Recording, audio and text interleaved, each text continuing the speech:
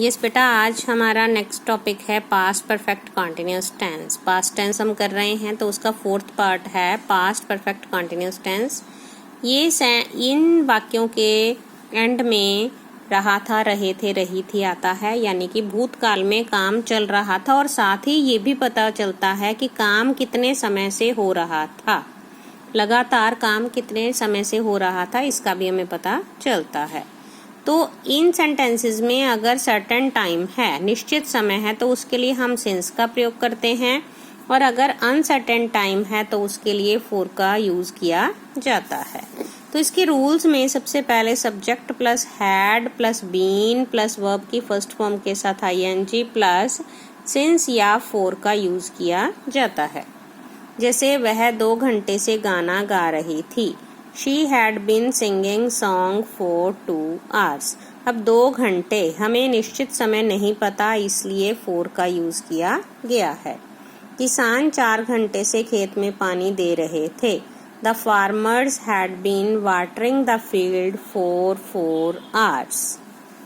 तुम सुबह से अपना पाठ याद कर रहे थे। You had been learning your lesson since morning। यहाँ पर सुबह से यानी कि आज सुबह से निश्चित समय है, इसलिए हमने सिंस का यूज किया है। वह इसी तरह से यदि नेगेटिव सेंटेंसेस हैं तो हैड के साथ नोट लगाया जाता है, बाकी सारे रूल सेम रहेंगे। वह इस स्कूल में 2010 से नहीं पढ़ रहा था।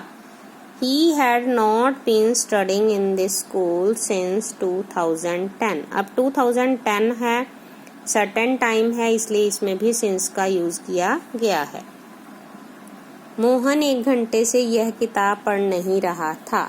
Mohan had not been reading this book for an hour। इसी तरह से यदि इंटेरोगेटिव सेंटेंसेस होते हैं तो यहाँ पर हम हैड सबसे पहले, उसके बाद सब्जेक्ट और बीन वर्ब की फर्स्ट फॉर्म के साथ आईएनजी प्लस सिंस या फॉर का यूज करेंगे। क्या तुम्हारी बहन सुबह से इस कमरे की सफाई कर रही थी? Had your sister been cleaning this room since morning? क्या वे 2 दिन से ट्रेन में यात्रा कर रहे थे? Had they been traveling by train for 2 days? 10 minute से दरवाजा कौन खटखटा रहा था?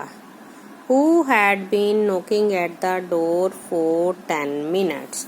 तो इस तरह से पास्ट परफेक्ट कॉन्टिन्यूस टेंस को यूज किया जाता है।